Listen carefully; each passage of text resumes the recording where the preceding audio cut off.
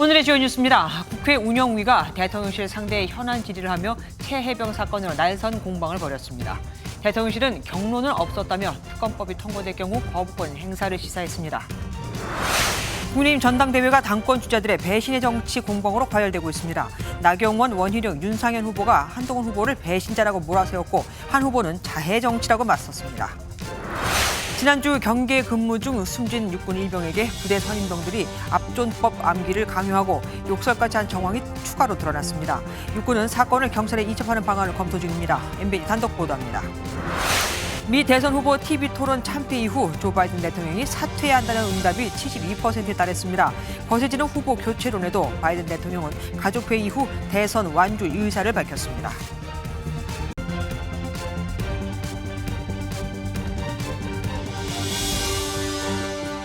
대통령의 탄핵을 요구하는 국민청원 참여자가 80만 명을 넘었습니다.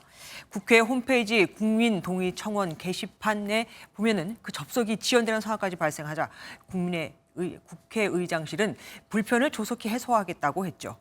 일단은 민주당 대통령 탄핵과는 거리를 두고 있지만 국회 운영위에서 대통령을 향한 공세는 계속했습니다. 대통령이 했다는 그 경로의 정의부터 800번으로 시작하는 대통령실 내선 보도가 맞느냐는 것을 두고도 여야가 맞선 건데 그럼에도 대통령실은 공수처 수사가 진행 중이라면서 특검법에 대한 대통령의 거부권 행사를 시사했습니다. 첫 소식 이병주 기자가 보도합니다. 민주당은 최해병 사건 수사 외압의 시작이 윤석열 대통령의 경로 때문 아니냐는 의혹을 집중적으로 파고들었습니다. 지난해 7월 31일 이종섭 전 국방부 장관과 통화한 기록이 있는 대통령실 내선번호 사용 주체가 누구냐고 따져 물었습니다. 800에 7070으로 전화가 가고 그다음에 국방부 장관부터 시작해서 쭉 일사천리로 일처리가 됩니다. 왜 그랬을까요? 대통령실은 내선 번호 자체가 보안 사항이고 공개된 적이 없다며 확인을 거부한 데 이어 대통령의 경로 자체가 없었다고 반박해 공방이 이어졌습니다.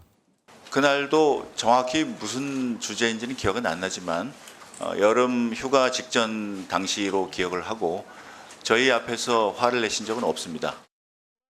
그러면 어느 정도 이야기를 하면 경로라고 하는 거고 어느 정도로 낮게 이야기하면 그냥 이야기한 건가요?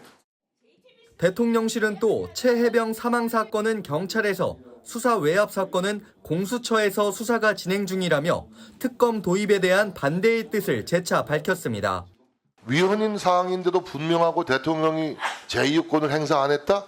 저는 이건 대통령의 직무유기라고 생각합니다. 여당은 수사 외압의 근거가 명확하지 않다며 대통령실에 힘을 보탠 가운데 대통령 경로서를 둘러싼 정치권 공방은 계속될 전망입니다. MBN 뉴스 이병주입니다. 김진표 전 국회의장의 회고록에 윤석열 대통령이 이태원 참사 조작 가능성을 언급했다는 내용을 담긴 것을 두고도 야당의 질의는 이어졌습니다. 대통령실이 정면 반박에 나서면서 설전도 이어졌습니다. 이기준 기자입니다. 지난달 27일 대통령실은 김진표 전 국회의장의 회고록에 대해 독대를 요청해 나눈 이야기를 멋대로 왜곡했다고 밝혔습니다. 더불어민주당 이소영 의원은 윤석열 대통령에게 직접 사실관계를 확인한 거냐고 따져 물었습니다. 실제 발언이 어떤 것인지, 무엇을 왜곡했다는 것인지 밝히라는 지적이 이어지자 대통령실은 김진표 전 의장의 태도를 보라며 정면 반박했습니다. 그러니까 대통령이 이 사건이 특정 세력에 의해서 유도되고 조작되었을 가능성을 그런 얘기를 한 적이 없습니다. 김 전 의장은 회고록 논란이 불거진 후 SNS에 여러 상황을 고려해야 한다는 대통령의 고심을 읽을 수 있었다. 의도와 달리 논란이 돼 유감이라고 적었습니다. 민주당은 윤 대통령이 공식 보고보다 유튜브를 더 신뢰한다며 진실규명이 필요하다는 주장을 이어갔고 설전이 벌어졌습니다. 의원님의 일방적인 주장이십니다. 일방적인 주장이 아니라 언론에 나온 내용입니다. 그러면 저 의원님은 언론의 생각대로 그대로 생각하시는 겁니까? 의원님의 생각은 없으신가요? 이도훈 홍보수석은 당시 많은 의혹이 언론에 제기됐고 관련 의혹은 모두 수사하라는 윤 대통령의 지시가 있었다고 밝혔습니다. MBN 뉴스 이기준입니다. 국민의힘이 어쩔 수 없이 국회에 복귀했지만 정부 여당과 야당 그 어느 때보다 싸늘한 분위기죠. 국회 운영위는 그런 모습을 고스란히 보여줬고요. 회의 내내 갑질이냐 민주당 아버지는 그렇게 가르치더냐 하는 조롱이 난무했고 입 닫으라는 막말의 삿대질까지 나왔습니다. 표선호 기자입니다. 국회 운영위원회는 시작부터 회의 진행 순서를 놓고 신경전을 벌였습니다. 국민의힘은 대통령실 업무보고에 여야 합의가 없었다며 반발했고 논란이 됐던 민주당의 아버지를 거론하며 비꼬았습니다. 이게 지금 대표님 말씀 협치입니까? 말씀 좀 정리해 주세요. 손가락질하지 마시고. 언약이 하는데 아직 못 배웠군요. 아니 민주당 아버지는 그렇게 가르쳐요? 예? 위원 질의 중 끼어들기가 이어지다 막말과 고성 속 회의가 중단되기도 했습니다. 배현진 의원님 입 닫으시면 바로 진행할 수 있습니다.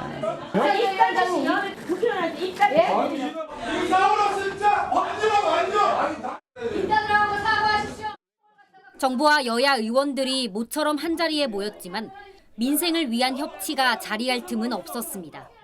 MBN 뉴스 표선우입니다. 최혜병 수사 외압 의혹을 두고 온종일 공방이 이어지고 있죠. 대통령실에 대한 현안 질의가 국회에서 진행되고 있습니다. 국회에 나가 있는 유승호 기자 연결해 보겠습니다. 유 기자, 새롭게 공개된 내용이 혹시 있습니까? 네, 오전 10시 시작된 운영이 9시간 넘게 진행 중입니다. 뜨거운 공방만 오갔을 뿐 눈에 띄게 새로운 내용은 보기 어려웠는데요. 다만 정진석 대통령실 비서실장은 김 여사가 받은 명품백에 대해 포장 그대로 대통령실 청사내에 보관 중인 것으로 알고 있다고 말했습니다. 현행법상 대통령 기록물로 분류하는 작업은 아직 기한이 도래되지 않았다고 덧붙였습니다. 해당 사건에 대해선 불법적인 녹취와 촬영이 이루어진 저급하고 비열한 공작 사건이라는 기존 입장을 다시 한번 강조했습니다. 대통령실을 둘러싼 여야 신경전이 치열한 것 같습니다. 내일부터 대정부 질문도 앞두고 있죠.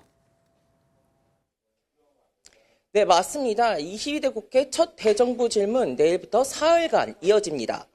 최혜병 순직 사건 수사외압 의혹과 김건희 여사 관련 의혹, 북한의 오물풍선 등을 놓고 야당의 공세, 그리고 정부 여당의 방어가 치열하게 이어질 전망입니다. 여기에 민주당은 최혜병 특검법과 방송사법, 김홍일 방송통신위원장 탄핵소추안을 6월 임시국회, 그러니까 오는 목요일까지 본회의에서 처리하겠다고 벼르고 있는데요. 국민의힘이 필리버스터, 즉 무제한 토론까지 검토하는 등 이번 주 여야 간 전운이 고조되고 있습니다. 지금까지 국회에서 MBN 뉴스 유승호입니다. 국민의힘 전당대회가 3주 앞으로 다가왔죠. 연일 한동훈 전 국민의힘 비상대책위원장을 향한 배신의 정치 공격이 거셉니다. 한 전 위원장은 이에 대해 공포 마케팅이라고 정면으로 반박했죠. 그런데 이게 끝이 아닙니다. 원희룡 전 장관과 윤상현 의원은 한 전 위원장을 향해 민주당원이냐고 공세를 이어갔고 나경원 의원은 학폭 추방 운동을 하겠다며 개파 정치를 비판했습니다. 김태희 기자입니다. 한동훈 전 위원장이 최근 당권 주자들의 배신의 정치 공격에 대해 공포 마케팅은 자해의 정치라고 맞받았습니다. 당내 선거에서 우리 정부의 탄핵을 계속 노래하듯이 얘기한다? 네. 왜요? 그건 일종의 공포 마케팅이고 당원과 국민에 대한 협박 정치입니다. 원희룡 전 장관은 민주당이냐며 한 전 위원장에 대한 공세를 이어갔습니다.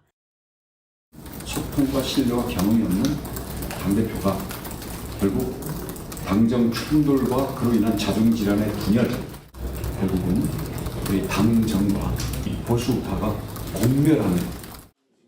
나경원 의원도 배신의 정치 공방에 가세했습니다. 연판장 사태로 지난 전당대회에 출마하지 못했던 나 의원을 향해 학폭 피해자가 지금은 가해자가 됐다는 한 전 위원장의 비판에 곧바로 응수했습니다. 저는 그때 학폭 피해자였기 때문에 학교 폭력 추방 운동을 하고 있습니다. 한마디로 지금 이 개파 정치가 가져오는 폐해를 누구보다도 잘 알고 있습니다. 윤상현 의원은 한 후보가 왜 윤석열 대통령과 절연하게 됐는지 알 것 같다며 협공을 폈습니다. 지금 나오는 여러 목소리를 보면은 대통령과 한동훈 위원장의 신뢰가 완전히 무너져 있는 상태로 보입니다. 왜냐하면 대통령실에서 철윤이다. 배신자 공방에 후보 간 비방전이 격화하고 있는 가운데 민생과 당의 비전을 제시해야 할 전당대회 취지가 무색해지고 있다는 비판이 나옵니다. MBN 뉴스 김태희입니다. 이재명 전 대표를 중심으로 집권 준비를 하겠다. 새로운 시대 정신의 책임자는 이재명 전 대표다. 더불어민주당 전당대회 출사표를 던진 최고위원 후보들의 입에서 나오는 말입니다. 이재명 전 대표의 연임이 확실시되면서 최고위원 후보 사이에서는 자신의 비전이나 앞으로 할 일이 아닌 명심 경쟁만 더 치열해지는 분위기입니다. 서영수 기자입니다. 친명계로 분류되는 민주당 의원들이 잇따라 전당대회 최고위원직 도전을 공식화했습니다. 약속이나 한 듯 이재명 전 대표를 내세웁니다. 민주당의 전당대회는 이재명 대표를 중심으로 한 본격적 집권 준비의 출발입니다. 혁신은 새로운 시대 정신이 되어야 하고 그 적임자는 이재명 전 대표임을 저는 확신합니다. 이재명 대표를 보십시오. 아직까지도 주야장천 정치 수사와 정치 기소가 자행되고 있습니다. 현재까지 최고위원 후보군으로 언급되는 10여 명 중 비명계 인사들은 사실상 전무합니다. 이재명 1극 체제라는 비판이 나오지만 이것이 민심이라는 게 친명계 설명입니다. 3년간 그 검사 정권의 탄압에도 꿋꿋하게 버티고 그리고 총선을 대승으로 이끌었기 때문에 당원들이 지지하는 거잖아요. 하지만 전당대회에서 선출되는 최고위원은 5명뿐입니다. 권리당원 투표 반영 비율이 크게 늘어난 만큼 친명 선명성 경쟁은 더욱 치열해질 수밖에 없어 보입니다. MBN 뉴스 서영수입니다. 오고 가는 언제 매일 여의도는 전쟁 중 Talk to me. 정치 톡톡 시간입니다. 국회팀 정태훈 기자와 함께합니다. 어서 오십시오. 첫 번째 보겠습니다. 전화, 문자 그만. 스토킹을 당하거나 그런 겁니까? 왜 그만하라는 거죠? 네, 이게 이재명 전 더불어민주당 대표 얘긴데요. 자신의 SNS에 이 시도 때도 없는 문자 전화는 응원 격려가 아니라 고통을 주는 것이라며 피로감을 호소했습니다. 수십 년 써온 전화번호를 바꿔야 하겠다고 덧붙이기도 했는데요. 아무래도 열성 당원들의 지지 이런 연락들 아니겠습니까? 그런데도 이 전 대표가 이렇게 거리를 두려고 하는 이유가 있겠죠? 네, 이 전 대표 평소 지지자들과 적극 소통해왔다는 점에서 다소 이례적인 반응인 것 같아서 알아봤습니다. 네. 이 전 대표 측은 최근 특정 유튜브 채널에서 격려를 부탁하며 이 전 대표 연락처를 공개한 걸로 파악된다고 설명했습니다. 네. 그 여파로 생활이 불가능할 정도의 연락이 쏟아진다는 거죠. 그러니까 이런 거는 문자 폭탄을 받는 의원들이 토로하는 얘기잖아요. 맞습니다. 차이점이 굳이 있다면 네. 욕이냐 응원이냐 이런 거겠죠. 네. 수박으로 지목돼 문자 폭탄을 받았던 모 중진 의원. 문자를 보내는 거야 의사표현이니 이해하는데 이 핸드폰을 아예 사용할 수가 없다며 어려웠던 경험을 토로한 바 있습니다. 예. 이 전 대표의 이번 호소가 지지자들의 문자 폭탄 문화 개선에 보탬이 될지 관심이 쏠립니다. 예, 다음 보겠습니다. 누굽니까? 속옷만 입고 있는 것 같은데. 얼굴만 가려져 있어서 잘 모르시겠지만 이번에 오세훈 서울시장입니다. 그러네요. 예. 네, 무슨 일입니까? 네, 자세히 보시면요. 평소 깔끔하고 스마트한 이미지와 달리 이 러닝 셔츠 차림으로 등장해서 평범한 아저씨 같은 모습 보여주고 있죠. 예, 굳이 좋게 얘기하자면 친근한 모습이기도 합니다. 소탈한 모습으로 시민들과의 소통을 강화하려는 걸로 보입니다. 네. 실제 1년에 50조, 매일 1,300억을 쓰는 남자라는 제목으로 소개하면서도 강조한 건 러닝 셔츠 차림으로 이렇게 등장해서 공원에서 운동을 하고 또 시민들과 어울리는 평범한 자신의 삶입니다. 시장은 굉장히 다른 줄로 생각하시는 분들이 많아요. 근데 아마 보시면 그냥 보통 직장 생활하는 사람이랑 비슷하구나. 그리고 아마 아시게 될 겁니다. 이 오 시장 꾸준히 여권 잠룡으로 거론되고 있죠. 네. 다만 오늘 취임 2주년 기자간담회에선 대권을 운운하는 건 유권자에 대한 도리가 아니다라고 선을 그었습니다. 예, 다음 키워드 보겠습니다. 과장 정도면 충분. 누구한테 한 말입니까?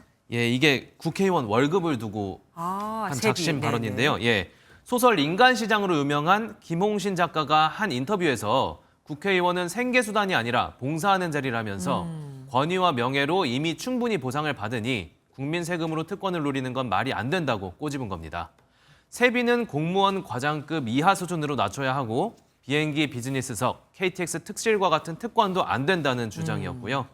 참고로 올해 국회의원 연봉은 세전 약 1억 5,700만 원, 월 1,300만 원 정도입니다. 사실 반성해야 할 의원들은 꽤 되는 것 같습니다. 그렇죠. 네. 그런데 오늘 주목받은 또 다른 한 장의 사진이 있었습니다. 자, 소파에서 쪽잠을 자는 민주당 최민희 의원 모습인데요. 예. 의원실 보좌진이 SNS에 올린 건데 사진과 함께 국회의원 월급이 너무 많다고 생각했었는데 오히려 적당한 것 같다. 밤낮 없이 일하더라고 밝혔습니다. 의원이라는 게 뭐 잘하려고 하면 한도 끝도 없는 직업이기도 하죠. 그렇죠. 네. 다음 보겠습니다. 네, 정무장관 얘긴데요. 이번에는 네. 정부가 박근혜 정부 때 폐지됐던 정무장관을 11년 만에 부활시켰습니다. 네. 정무장관직을 신설하여 국회와 정부와의 실효적이고 실질적인 소통을 강화해 나가겠습니다.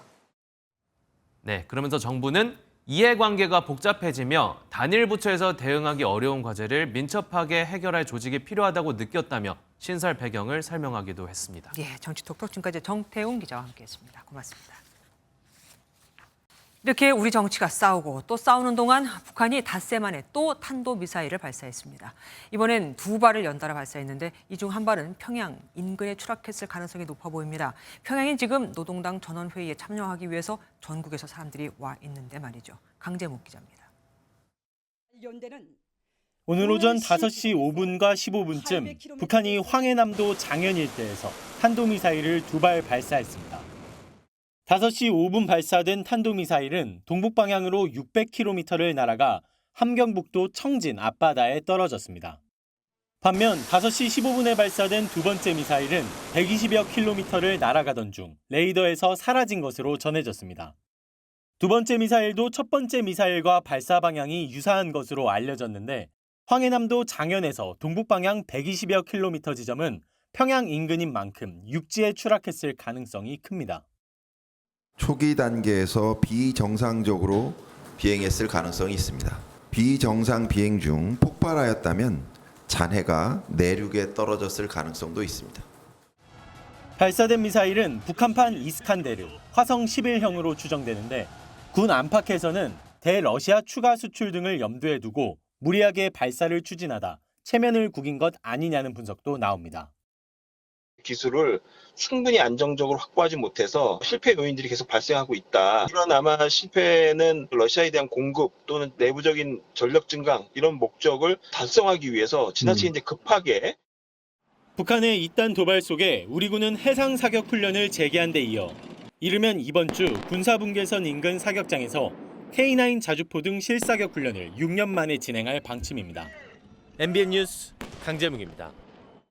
지난달 경계 근무 중인 육군 일병이 숨진 채 발견되기 전 부대에서 암기 강요 등 부조리가 있었다는 소식 뉴스7이 단독 보도해드렸었죠. 선임병들이 숨진 일병에게 압존법을 암기하도록 강요했던 사실이 추가로 확인됐습니다. 김 병장님, 박 상병님이 오셨습니다. 대신 김 병장님, 박 상병이 왔습니다처럼 상급자에게 그 사람보다 낮은 상급자를 높여 부르지 않는 건데 여기에 모욕과 욕설을 한 정황까지 드러나면서 군 당국이 경찰 이첩 여부를 검토하고 있습니다. 권영봉 기자가 단독 보도합니다. 군사경찰은 지난달 23일 육군 51사단 소속 A1병이 사망한 채 발견되기에 앞서 여러 건의 병영 부조리가 있었던 정황을 포착했습니다. MBN 취재 내용을 종합하면 A1병이 부대에 전입해온 뒤 선임병들이 압존법을 암기하도록 강요한 것으로 전해졌습니다. 상급자와의 대화에서 낮은 상급자를 높이지 않는 압존법은 병영 부조리로 지목돼 지난 2016년 군대 내 사용이 금지됐습니다. 부조리는 또 있었습니다. 압존법 암기를 강요하고 질책과 모욕, 심지어 욕설까지 한 사실도 조사 과정에서 드러났습니다. 지금 현재 그 해당 사안에 대해서 군 수사기관인 민간경찰과 함께 초기 조사를 진행하고 있습니다. 육군은 사건을 경찰에 넘기는 방안을 검토 중입니다. 군사법원법은 군대에서 발생한 사망 사고에 범죄 혐의가 있는 경우 민간 경찰에 이첩하도록 규정하고 있습니다. A1병이 숨지기 전 있었던 병영 부조리가 추가로 드러나면서 이번 사건이 경찰에 넘어가면 파장은 더 커질 전망입니다.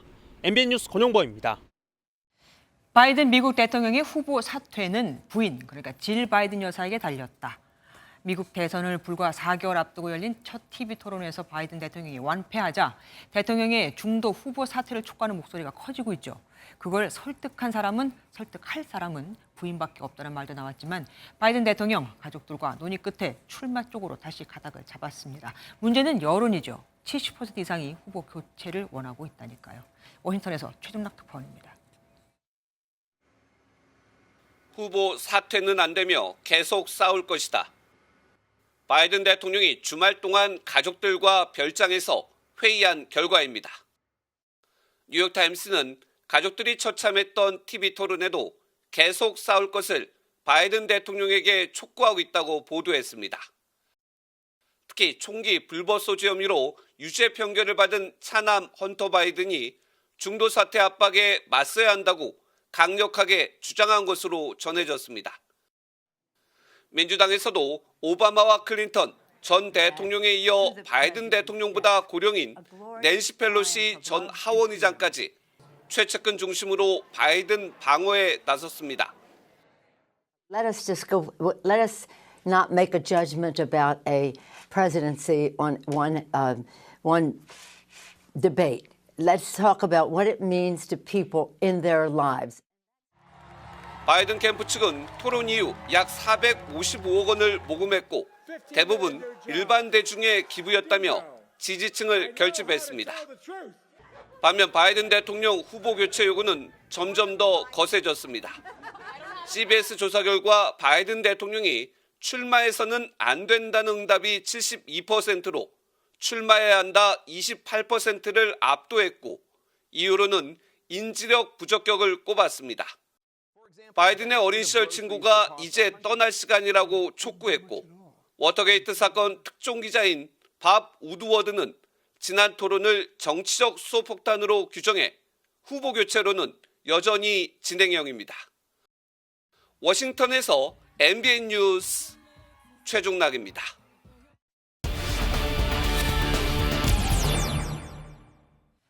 바이든 대통령이 정면 돌파를 선택하면서 미 대선, 특히 민주당은 경랑 속으로 빠져들고 있습니다. 국제부 주진희 기자와 더 살펴보겠습니다. 어서 오십시오.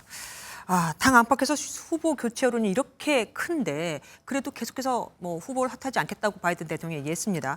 이유는 뭐라고 봐야 할까요? 네, 그 전에 TV 토론이 끝나고 나서 바이든 대통령이 했던 말을 먼저 들어보시겠습니다. 네. I know I'm not a young man. I don't walk as easy as I used to. I don't speak as smooth as I used to. I don't debate as well as I used to. But I know what I do know. I know how to tell the truth. 즉 토론을 못한다는 건 본인도 알고는 있지만 골목 고양이 수준의 도덕성을 지닌, 즉 진실되지 못한 트럼프 전 대통령보다는 낫다는 판단인 겁니다. 네. 또 하나는 이번 TV 토론의 참패 원인을 참모진들에게 돌리고 있는 것으로 전해지는데요. 가족들의 분노도 아주 상당하다고 합니다. 바이든 대통령의 분장을 너무 창백하게 했고 복잡한 통계 수치를 제시하게 했다는 거죠. From two of his advisors who say the family also talked about whether top Biden aides should be fired. 근데 이런 걸 참모진한테만 이렇게 전가해도 되는 겁니까? 네, 말씀하신 대로 사실 참모진들은 언론 인터뷰에서 바이든 대통령의 어눌한 말 그리고 멍한 표정에 대해서 두둔을 했습니다. 오후 4시까지만 해도 공개 행사에서 바이든 대통령은 굉장히 안정적이었고 원래 밤이 되면 바이든 대통령은 피곤함을 느낀다고 말한 거죠. 이런 부분에서 바이든 대통령이 가족과 일부 측근들, 특히 진료사의 인해 장막에 쌓여 있는 게 아니냐는 우려가 나오고 있습니다. 앞서 전해드린 것처럼 차남인 헌터 바이든까지 완주를 강하게 주장을 했는데 바이든 대통령이 차남을 상당히 의지하고 있는 것으로 알려져 네. 있습니다. 하지만 1차 토론 참패 쉽게 봐서는 안 됩니다. They all lost. They all lost. So the question is for Joe Biden, can he defy history, create new history, and be an incumbent who trailed going into that first debate and then won? Well, he's going to have to do it if he wants to get reelected in November. 즉 1차 토론에서 뒤진 현직 대통령이 이를 따라잡은 적은 없다는 설명입니다. 그런데 후보를 바꾸고 싶어도 민주당에서 딱히 지금 찝을 만한 사람이 없어요. 네, 바로 그 부분이 큰 문제인데요. 아무리 여론조사를 돌려봐도 바이든 대통령만큼의 지지율이 나오거나 트럼프 전 대통령을 이길 만한 대항마가 없다는 부분입니다. And looked at the polling versus Donald Trump for a bunch of different Democrats have been suggested. Gretchen Whitmer, Gavin Newsom, Kamala Harris. Look at this. They all trail Donald Trump. 하지만 지지자들의 여론은 점점 거세지고만 있습니다. 경선에서 90%의 압도적인 지지를 받은 바이든 대통령은 토론이 지나고 나서 민주당 지지자들조차도 47%나 후보 교체를 원하고 있습니다. 한 달 사이 전국적인 인지도의 대안이 나올 가능성은 낮고요. 예비 경선을 이미 치른 상태에서 또다시 경선을 치러야 하는 절차도 복잡합니다. 바이든을 교체해도 승산이 없고 바이든을 고수해도 문제인 진퇴양난인 상황인 거죠. 그러네요. 지금 딱 표현 잘하셨습니다. 진퇴양난. 지금까지 국제부 주진희 기자와 함께했습니다. 지하철 선로 정비 작업을 하던 차량이 불이 났습니다. 그런데 이번에도 리튬 배터리에서 불이 시작됐다고 하네요. 화성 참사 일주일 만에 또 리튬 배터리에서 문제가 된 겁니다. 차량을 수조에 통째로 담가 불을 껐지만 뚜렷한 대책도 없는 만큼 시민들의 불안감도 큽니다. 백길종 기자입니다. 연기가 자욱한 지하철 선로에 소방대원들이 잇따라 들어가고 선로에 멈춰선 차량을 향해 물을 뿌립니다. 오늘 새벽 3시 45분쯤 서울 지하철 3호선 대치역 인근 선로에서 불이 났습니다. 경유와 전기를 함께 사용하는 하이브리드형 정비 차량의 리튬 배터리에서 화재가 발생한 겁니다. 5시 24분으로 예정된 3호선 첫 차는 10여 분 지연됐고 대치역은 1시간 가까이 폐쇄됐습니다. 배터리의 불길은 대형 수조에 옮긴 뒤 화재 발생 5시간이 지나서야 완전히 꺼졌습니다. 열폭주 특성으로 불이 쉽게 꺼지지 않는 리튬 배터리 특성상 차량을 옮길 수 있는 수준까지 진화하는 데만 약 2시간이 소요됐습니다. 화성 참사 불과 일주일 만에 배터리 사고가 재발하며 대안 마련을 촉구하는 목소리도 커지고 있습니다. 배터리 종류에 들어가는 재료로서는 리튬 배터리가 더 화재 위험성이 높은 건 사실이에요. 또 위험성에 대해서는 충분히 알고 있으니까 이런 부분들의 노력들도 좀 필요한 상황이다. 소방청은 우선 리튬 배터리 등 금속 화재에 적합한 소화기 기준 도입을 위한 TF를 만들어 대응하겠다고 밝혔습니다. MBN 뉴스 백길종입니다. 리튬 배터리 화재는 또 있었습니다. 리튬 전지가 들어있는 전기 오토바이에서 불이 시작된 건데 오전에 한 번 불이 나 껐는데도 오후에 또 발화를 한 겁니다. 옆에 있던 오토바이로 불이 옮겨 붙으면서 무려 18대가 불에 타버렸습니다. KCTV 김경임 기자가 보도합니다. 캄캄한 밤 뿌연 연기와 함께 시뻘건 불길이 하늘로 치솟습니다. 불길 속에서 무언가 터지는 소리가 수차례 들립니다. 야, 저기 뚜껑이지, 다리는 뚜껑이지. 저기야, 정말. 어제 저녁 8시 30분쯤 제주시 우도면의 한 오토바이 대여 업체에서 주차된 전기 오토바이에 불이 났습니다. 이 불로 다친 사람은 없었지만 야외에 줄지어 세워져 있던 오토바이로 불길이 옮겨 붙으면서 전기 오토바이 17대가 불에 탔고 창고 건물 일부도 피해를 입었습니다. 이 업체에서는 같은 날 오전 정비창고 안에 있던 또 다른 전기 오토바이에서도 불이 났던 것으로 파악됐습니다. 하루 사이 한 업체에서 무려 18대의 전기 오토바이에 불이 난 겁니다. 화재가 발생한 현장입니다. 전기 오토바이 화재가 발생하면서 경찰과 소방이 현장 감식을 통해 정확한 화재 원인 등을 조사하고 있습니다. 조사단은 주변 CCTV 등을 통해 오토바이에서 불이 시작된 것으로 확인했는데 불이 난 전기 오토바이에는 리튬 배터리가 장착돼 있었던 것으로 파악됐습니다. 당시 오토바이는 충전 중인 상태는 아니었지만 배터리에 문제가 있었을 가능성도 염두에 두고 있습니다. 소방은 현장에서 수거한 전선과 배터리 등을 정밀 감식해 정확한 화재 원인을 밝혀낼 계획입니다. KCTV 뉴스 김경임입니다. 잘 돌봐달라고 아이를 어린이집에 보냈는데 교사 3명이 아동 학대를 저질렀다는 의혹이 제기됐습니다. CCTV 영상엔 교사들이 상습적으로 아이의 머리를 밀치고 쥐어박는 장면이 고스란히 담겼죠. 장덕준 기자가 보도합니다. 어린이집의 낮잠 시간입니다. 한 교사가 아이를 재우는데 아이가 고개를 들자 머리를 누릅니다. 이어서 일어나지 못하게 온몸으로 아이를 누릅니다. 아이들이 모여있는 또 다른 시간. 교사가 다가오더니 아이 2명 머리를 강하게 밀어버리고 한 아이는 울음을 터뜨립니다. 경기도 양주시에 있는 한 어린이집에서 교사 3명이 3세 아이를 학대했다는 고소가 접수됐습니다. 새로 오신 선생님께서 말씀을 하셔서 알게 됐고 몇 년 동안 이런 일이 있었는지 지금 가늠하기도 어려운 상황이거든요. 이 어린이집에는 100명 넘는 아이들이 다니고 있고 교사 가운데 1명은 5년 넘게 이곳에서 일했습니다. 피해 어린이는 더 늘어날 수도 있습니다. 어린이집 측은 학대 사실을 전혀 몰랐다며 해당 교사들과는 연락도 안 된다고 항변합니다. 몰랐습니다. 몰랐습니다. 이런 공부 시간이에요. 뭘 듣겠다고 그러는 거예요. 아동학대 의혹이 제기되자 해당 교사 3명은 사직서를 제출한 걸로 알려졌습니다. 사건을 접수한 경찰은 어린이집 CCTV를 압수해 정확한 학대 사실과 함께 추가 피해도 수사하고 있습니다. MBN 뉴스 장덕진입니다. 주행 신호 없이 우회전하는 차량에 대해 단속을 강화했다는데 오늘 또 우회전 사고가 발생했습니다. 버스가 일시정지를 하지 않고 신호를 위반했다가 여성을 치어 숨지게 한 겁니다. 이번에도 대형 차량 버스였고 이번에도 희생자는 노약자였습니다. 이재호 기자입니다. 경기도 성남시 순회동의 한 삼거리입니다. 오늘 오전 10시쯤 횡단보도를 건너던 70대 여성이 버스에 치였습니다. 피해 여성은 보행 신호를 받고 길을 건너던 중 버스 측면에 부딪혀 숨졌습니다. 사고 현장은 건너편에 이렇게 공원이 있어 평소 산책하려는 시민들의 통행이 잦았던 곳입니다. 주민들은 평소에도 사고가 빈번하게 발생했다고 말합니다. 소리가 크게 났거든요. 안쓰고 그냥 간 것 같아요. 이런 사고가 자주 나요. 해당 버스 기사는 우회전 하던 중 일시 정지를 하지 않았고 보행 신호도 어긴 것으로 조사됐습니다. 경찰은 버스 기사를 교통사고 처리 특례법 위반 혐의로 입건해 조사하고 있습니다. MBN 뉴스 이조입니다. 수영을 못하는 남편을 계곡으로 다이빙시켜 숨지게 한 계곡 살인 사건 기억하실 겁니다. 주범인 이은혜에겐 무기징역에서 확정됐는데 현장에 함께 있으면서 살인을 방조한 지인에게 항소심 재판부가 징역 10년을 선고했습니다. 1심에선 징역 5년이었는데 괜히 항소했다가 형량이 2배로 늘어난 겁니다. 홍주 기자가 보도합니다.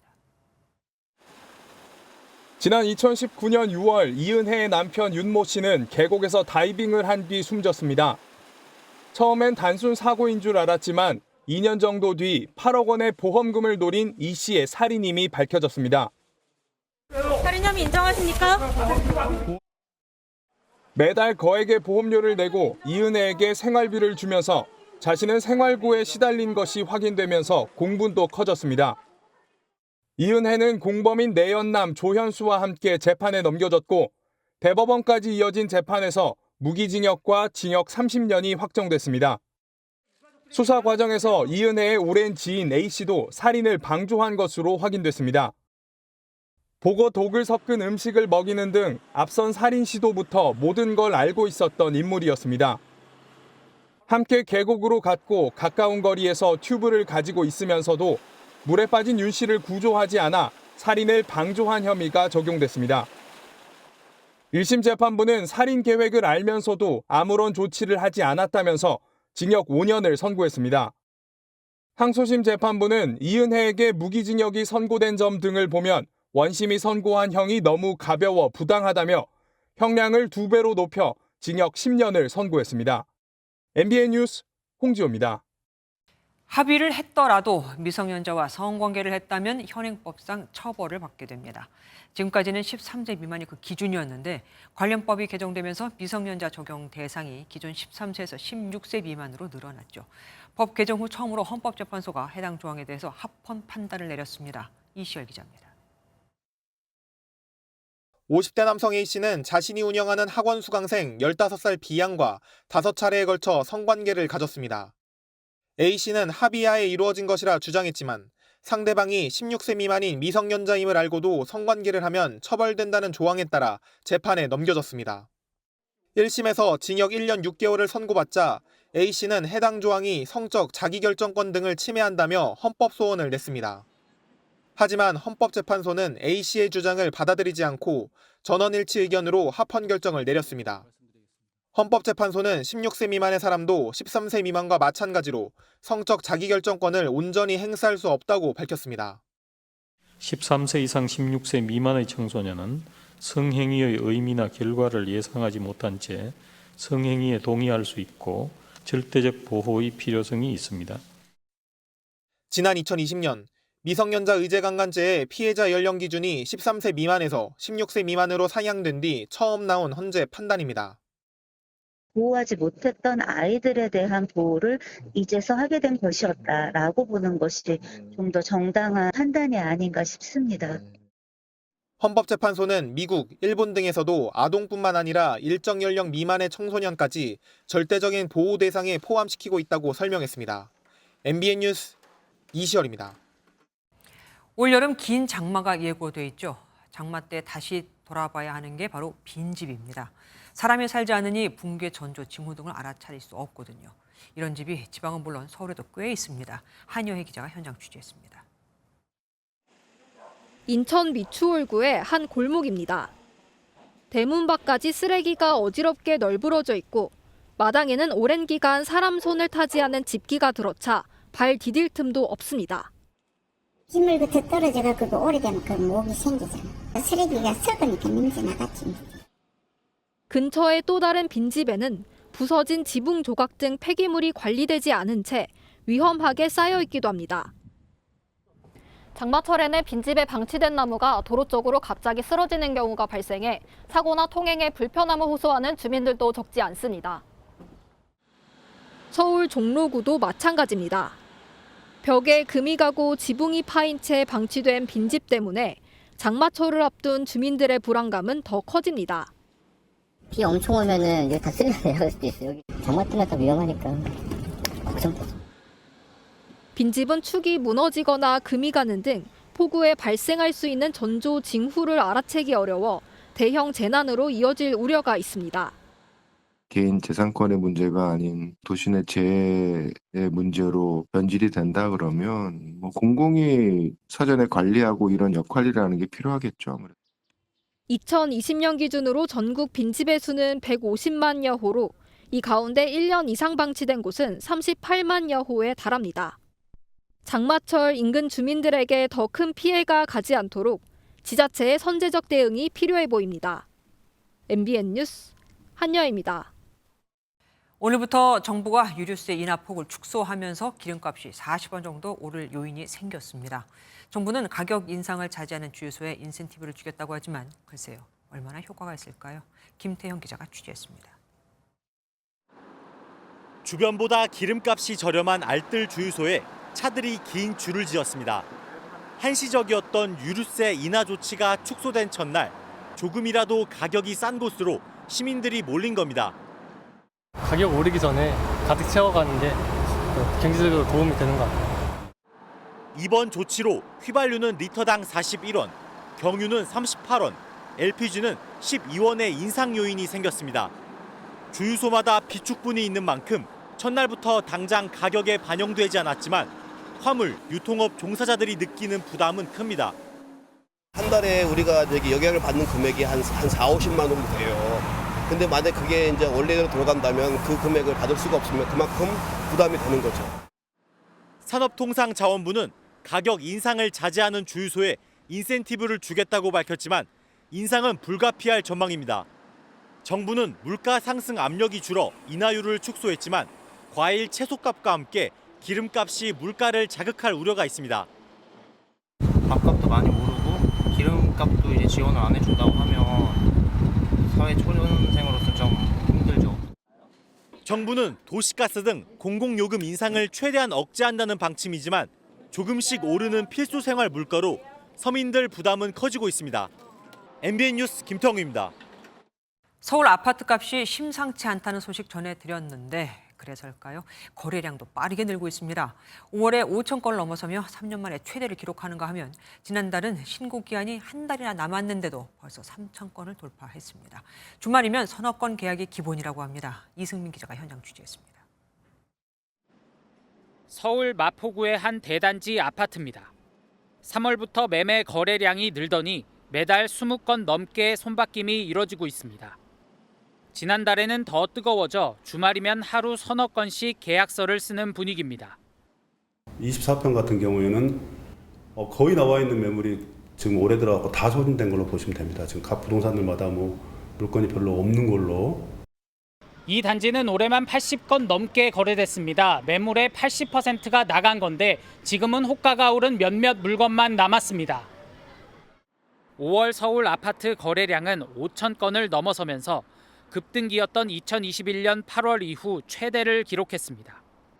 지난달 역시 신고 기한이 한 달 정도 남았는데 벌써 3,200건을 돌파해 올해 최대치를 갈아치울 가능성이 커지고 있습니다. 전셋값이 1년 넘게 오르고 공사비 상승으로 신규 주택 공급 우려가 커지자 관망하던 매수세가 움직이기 시작한 겁니다. 대출 규제인 스트레스 DSR 시행까지 9월로 연기되면서 단기 과열 우려도 제기됩니다. 강남권이나 한강변 주변으로 아파트 위주의 매입 수요가 유입되고 있습니다. 기존의 신축이라든지 정비사업 호재가 있는 구축에 갭 투자도 일부 있는 것으로 보입니다. 이런 가운데 한 부동산 플랫폼이 이용자 865명을 상대로 조사한 결과 작년보다 소폭 많은 65%가 1년 안에 주택 매수 계획이 있다고 답한 것으로 나타났습니다.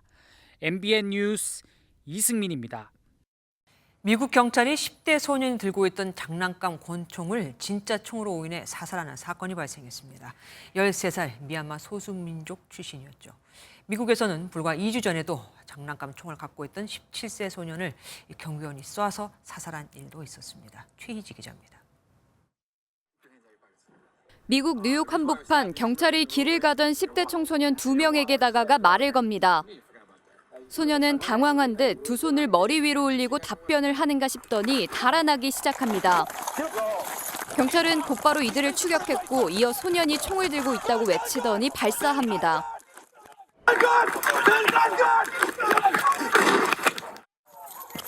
한 명은 가슴 부위에 총을 맞았고 현장에서 응급처치를 받은 뒤 병원으로 옮겨졌지만 결국 숨졌습니다.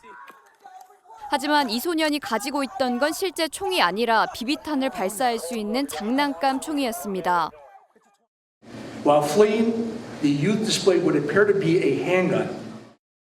숨진 소년은 13살의 미얀마 소수민족인 카렌족 출신으로 이웃 주민들은 경찰의 대응을 비판하는 시위를 벌였습니다. 경찰 측은 유가족의 공정한 내부 감사를 약속했고 뉴욕주 검찰 역시 경찰의 총기 사용이 적절했는지 수사하겠다고 밝혔습니다.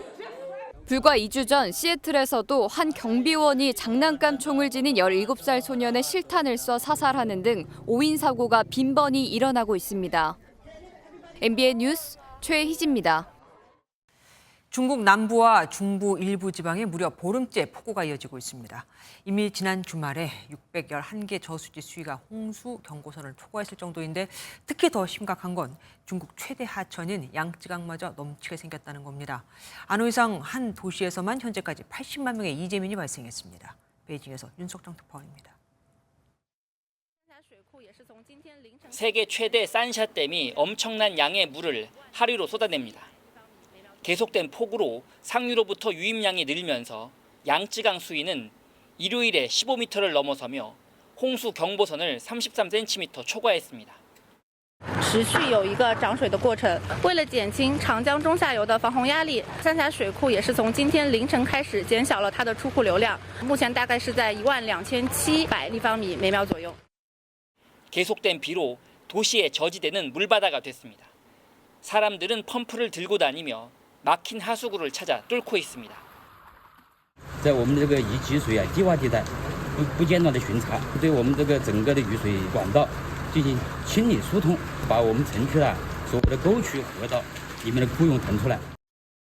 홍수 대응 단계를 4단계에서 3단계로 높인 후베이성은 지난 주말 기준 성내 611개 저수지의 수위가 홍수 경보선을 초과했습니다. 또 안후이성에서만 현재까지 80만 명의 이재민이 발생했고 장시성에선 7개 주요 수문 관측소의 수위가 경고선을 넘어섰습니다. 지난달 중순 시작된 폭우로 후베이, 안후이, 장시, 후난 등 9개 성에 홍수 경보가 내려졌는데 이들 지역은 대부분 양쯔강 유역에 있는 곳입니다. 베이징에서 MBN 뉴스 윤석정입니다. 아이스크림 최대 성수기인 7월이 시작됐죠. 올해는 설탕을 빼거나 0칼로리를 표방하는 제로 아이스크림이 대세입니다. 건강을 챙기면서도 달콤함은 포기 못하는 소비자들이 그만큼 많은 거겠죠. 정준 기자가 취재했습니다. 서울의 한 대형마트입니다. 각양각색의 아이스크림이 소비자 선택을 기다리는 가운데 지난해 여름에는 없던 0칼로리 제품이 경쟁에 새롭게 뛰어들었습니다. 자세히 보니 설탕 대신 천연 감미료 알룰로스가 들어갔고 제품당 17g씩 들어있던 당류는 완전히 빠졌습니다. 당 섭취를 피하면서도 달콤함을 찾는 소비자들을 겨냥한 제로 아이스크림입니다. 아무래도 죄책감 때문에 더 많이 사 먹으려 하고 맛도 변함이 거의 없어요. 앞서 음료와 주류업계에 불었던 제로 열풍이 아이스크림으로 올마붙었습니다. 최근 10년 동안 출시한 신제품 중에 출시 3개월 만에 2천만 개 이상 판 제품은 처음이고 저당과 저칼로리를 앞세운 아이스크림은 편의점도 접수했습니다. 이 편의점에서 저당과 저칼로리 제품 4개는 아이스크림 10위권에 이름을 올리며 전체 매출을 좌지우지하고 있습니다. 국내 빙과업계의 양대 산맥인 빙그레 역시 당류가 0g인 제품을 출시했고 인기 아이스크림 2종의 제로 버전도 곧 선보일 계획입니다. 제로 제품이 완전한 0칼로리는 아닙니다.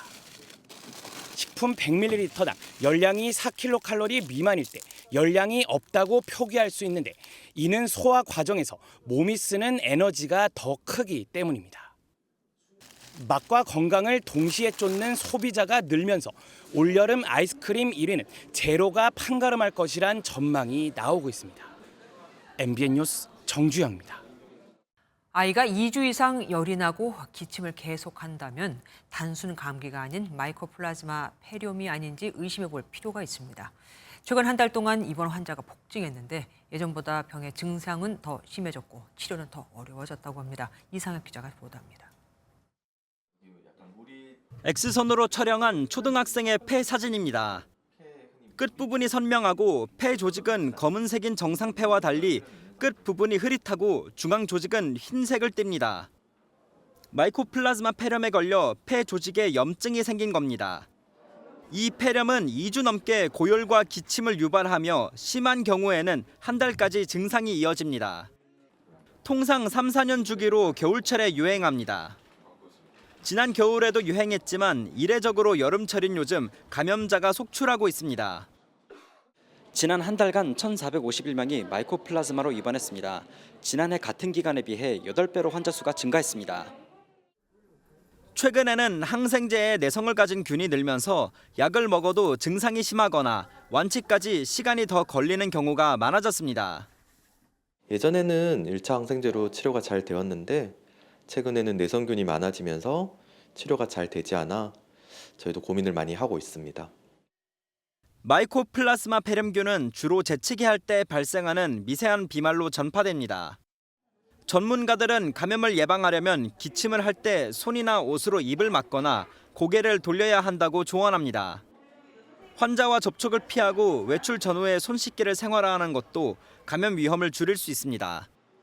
MBN 뉴스 이상엽입니다. 두 발로 걷고 인간이 시키는 대로 두 팔로 일을 하는 휴머노이드 로봇이 처음으로 상용화됐습니다. 상자를 들어서 컨베이어 벨트로 옮기는 일을 하는데 손가락 움직임도 아주 섬세합니다. 한번 보시죠. 한범수 기자입니다. 인간을 닮은 로봇이 상자를 집어들더니 무릎을 펴고 일어섭니다. 그러고 나서 컨베이어 벨트 앞으로 이동해 내려놓습니다. 로봇은 인간처럼 손가락 하나하나를 움직이며 상자를 조심스럽게 다룹니다. 미국 업체가 개발한 키 175cm의 디지트입니다. 15.8kg까지 물건을 들 수 있어 미국 코네티컷주에 있는 소국 공장에서 의류 상자를 옮기는 일을 맡았습니다. 아마존 등 글로벌 유통기업들이 로봇을 활용한 물류 자동화를 시도해왔지만 이처럼 휴머노이드 로봇이 활용된 건 아니었습니다. 디지트를 시작으로 앞으로 휴머노이드를 더 많이 볼 수 있게 될 전망입니다. 미국 전기전자공학회는 올해만 7개 이상의 업체가 상용화 계획을 갖고 있다고 밝혔습니다. 보스턴 다이내믹스는 현대자동차 공장에 피겨 AI는 BMW 공장에 투입할 예정입니다. 중국에선 유비테크가 국영 자동차 생산 라인에 로봇을 공급할 계획입니다. 고령화 문제 때문에 로봇을 도입하는 방향이 그렇게 갈 수밖에 없는 거고요. 풀어야 될 문제들이 많기 때문에 점차적으로 발전할 것 같고요. 가능성에 머물렀던 휴머노이드가 연구 개발 단계를 넘어 실제 배치되면서 산업 현장에 큰 변화가 예상됩니다. MBN 뉴스 한범수입니다. 초등의대반 방지법을 만들자. 어릴 때부터 의대에 가기 위해 학원에 다니는 아이들이 더 늘어나면서 나온 말입니다. 킬러 문항이 사라지면서 수능 문제가 전체적으로 더 어려워졌고 이 때문에 더 사교육에 매달리게 된다면서요. 초등학교 5학년생에게 39개월만 다니면 고3 이과 수학까지 다 끝내주겠다는 학원도 있습니다. 안병수 기자가 취재했습니다. 책가방을 맨 초등학생으로 분장한 시민단체 활동가가 러닝머신을 뛰며 과도한 선행학습 속도를 묘사합니다. 속도가 걷잡을 수 없자 활동가는 결국 주저앉고 맙니다. 교육단체는 의대 증원으로 저학년부터 사교육에 내몰렸다며 초등의대반 방지법 제정을 촉구했습니다. 빠르게 문제풀이에 적응할 수 있는 방식을 일찍부터 훈련을 하는 겁니다. 배우는 내용에 대해서 깊이 있는 어떤 학습을 할 수 있거나 그런 것들은 오히려 방해될 수 있습니다. 이 단체는 초등생에게 고교 수학까지 가르치는 사교육이 만연하다는 조사 결과를 내놨습니다. 관련 법상 선행학습 유발 광고는 할 수 없지만 의대반 운영까지는 막을 수 없습니다. 실제로 초등의대반이 있는 한 학원은 이른 오후에도 학생들의 발길이 이어졌지만 운영 내용에 대해서는 함구했습니다. 혹시 그 초등의대반 관련해서 잠깐 얘기 나눠주실 분 계실까요? 아니요, 저희는 어려울 것 같습니다. 학원가에서는 올해 수능이 예년보다 더 어려워질 것으로 예상합니다. 지난 6월 모의평가는 N수생 지원자가 역대 가장 많이 몰렸는데 절대평가인 영어 과목이 어렵게 출제돼 1등급은 역대 최저인 전체 1.47%에 그쳤습니다. 의대 모집 정원이 지금 급격하게 늘어져 있기 때문에 만약에 변별력 확보가 되지 않으면은 상위권에서 문제가 크게 발생할 수가 있는 거죠. 변별력 있게 어렵게 출제될 가능성이 높다 이렇게 예상하는. 의대문은 넓어졌지만 사교육 열풍에 아이들만 휩쓸리는 건 아닌지 돌아봐야 한다는 지적입니다. MBN 뉴스 안병수입니다. 윤석열 정부의 인구 정책을 총괄하게 될 부총리급 부서 인구전략기획부가 신설됩니다. 중구난방식 인구 정책을 더 이상 방치해서는 안 된다고 본 겁니다. 이번엔 효과가 있을까요? 김민수 기자입니다. 지난 2월 부영그룹이 임직원 출산 장려금 1억 원 지급을 발표하자 중과세 우려가 나왔습니다. 출산 장려금이 소득으로 잡히면 소득세 38%, 자녀에게 주더라도 증여세 10%를 물어야 했습니다. 예산을 300조 원이나 쓰고도 부처 간 손발이 안 맞으면서 인구 정책은 실패를 거듭했습니다. 정부는 인구전략기획부를 출범시켜 이처럼 따로 노는 인구정책 역량을 한 곳으로 모으겠다고 밝혔습니다. 강력한 컨트롤 타워로서 전략, 기획 및 조정 기능에 집중할 수 있도록 경제기획원과 유사한 모델로 설계하였습니다. 경제기획원은 박정희 대통령 시절 신설돼 경제정책 컨트롤 타워 역할을 맡았습니다. 윤석열 대통령은 인구 소멸 문제에 있어서도 이런 강력하고 일관된 정책을 추진할 정부 조직의 필요성을 느낀 것으로 보입니다. 이에 따라 인구전략기획부는 저출생과 고령화, 이민 등 인구 정책의 모든 판을 짜고 복지부 등 기존 부서는 실무를 맡게 됩니다. 인구 분야에 대해서는 최상위 국가 발전 전략을 신설 부서에서 이제 세워서 각 부분별로 각 부처에 이제 각 시행을 하게 되겠습니다. 그래서 인구 정책 관련 예산을 배분하고 조정하는 사전 심의 권한도 주어져 기재부는 특별한 경우를 제외하고는 예산 편성에 반영해야 합니다.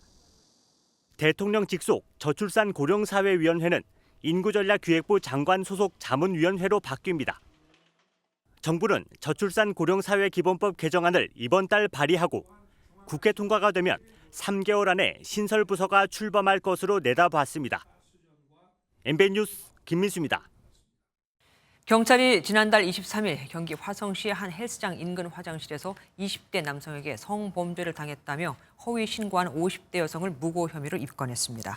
조사 과정에서 경찰이 성범죄 용의자로 지목한 남성에게 반말로 응대하고 떳떳하면 그냥 가만히 있으면 된다고 발언한 점에 논란이 된 가운데 경찰은 남성을 직접 만나 사과하겠다고 밝혔습니다. 스포츠 뉴스입니다. 2036년 하계올림픽 유치에 도전한 서울이 스포츠시티를 꿈꾸고 있습니다. 남녀노소 누구나 스포츠를 보고 즐길 수 있는 도시로 변모하겠다는 건데요. 이규현 기자가 취재했습니다. 화창한 주말 오후, 시민들이 단체로 한강에 뛰어들어 힘차게 물살을 가릅니다. 한강공원에서 펼쳐진 쉬엄쉬엄 한강축제에 참여한 서울시민 만여 명이 철인 3종 경기를 즐기는 모습입니다. 참가자들은 자신의 체력 수준에 맞게 코스를 선택한 뒤 자전거와 수영, 달리기 등 3가지 종목 완주에 도전했습니다. 평소에 운동을 좀 좋아해서 이렇게 한강 자주 나오는데 이번에 되게 그 축제가 생겨가지고 한강이 자전거 도로가 너무 잘 돼 있어서 자주 타고 다니거든요. 스포츠가 일상에 녹아든 도시를 꿈꾸는 서울시는 남녀노소 즐길 수 있는 다양한 스포츠 행사 개최에 나섰습니다. 시민 여러분들이 직접 참여해서 즐기는 축제를 만들고 싶었는데 집 밖에 나와서 푸릇푸릇한 정원 다 즐기실 수 있도록 2036 올림픽 개최를 위한 스포츠 인프라 확충에도 속도를 내고 있습니다. 지난 3월 한국 프로야구 역사상 처음으로 메이저리그 개막전을 유치한 서울은 2030년까지 잠실운동장 인근을 스포츠 복합지구로 만드는 사업도 진행 중입니다. 스포츠 복합지구가 완성되면 시민들은 3만석 규모의 동구장에서 스포츠 경기를 관람하고 바로 옆 종합시설에서 생활체육을 즐길 수 있습니다. 남녀노소 누구나 스포츠를 보고 즐길 수 있는 도시를 향한 서울시의 달리기가 시작됐습니다. MBN 뉴스 이규현입니다. 현재 남해안과 제주를 중심으로 비가 내리고 있습니다. 이 비구름은 밤사이 차츰 북상하면서 내일 오전이면 전국에 천둥, 번개를 동반한 매우 강하고 많은 비가 내리겠습니다. 모레까지 경기 북부와 강원 북부 지역으로는 150mm 이상, 서울에도 120mm 이상의 큰 비가 내리겠습니다. 그 밖에 충청 이남 지역으로는 30에서 많게는 100mm 이상이 예상됩니다. 특히 강한 비가 집중되는 시점은 남부는 내일 새벽부터, 수도권과 충청 지역은 내일 오전부터, 강원도는 내일 낮부터 시간당 30에서 50mm 이상에 달하는 물폭탄이 떨어지겠습니다. 강한 바람도 예상되기 때문에 피해가 없도록 대비를 해야겠습니다. 중부지방은 내일 비가 내리면서 기온이 낮아집니다. 서울과 춘천이 25도에 그치겠습니다. 내일 오후부터 남부지방의 비는 소강 상태에 들면서 전주와 광주가 30도, 대구 29도까지 오르겠습니다. 내일 내리는 비는 수요일 낮에 대부분 그치겠지만 목요일에는 충청과 남부, 제주도에, 금요일부터는 전국에 다시 비가 내릴 전망입니다. 내셨습니다.